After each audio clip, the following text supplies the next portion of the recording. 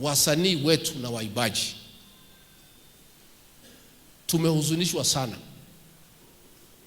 ya kwamba wamekuwa wasaliti ya jamii.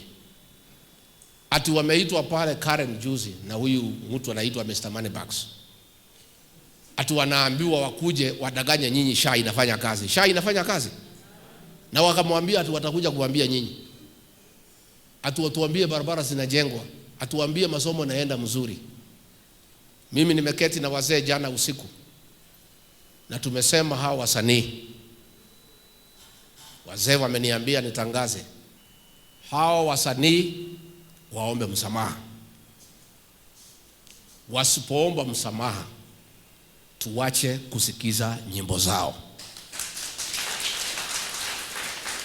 Number 2, zile entertainment joint wanaenda wasiitwe huko tena. Na wewe kama ni mwenye club ukiita huyo mtu, customers wahame waende mahali ingine. Tena ile mtandao you unfollow them. Si ndio? You unfollow them.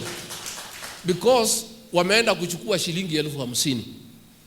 Na pahali wanaenda entertainment, wale watu wameenda pale kwa sababu akili imechemuka kwa sababu ile Kasongo ametusumbua.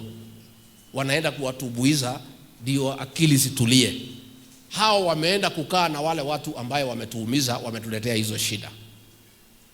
So you unfollow those artists, those who don't apologize to the community. And entertainment joint owners, you stop inviting them. And where you invite them, people should move from those clubs and go elsewhere.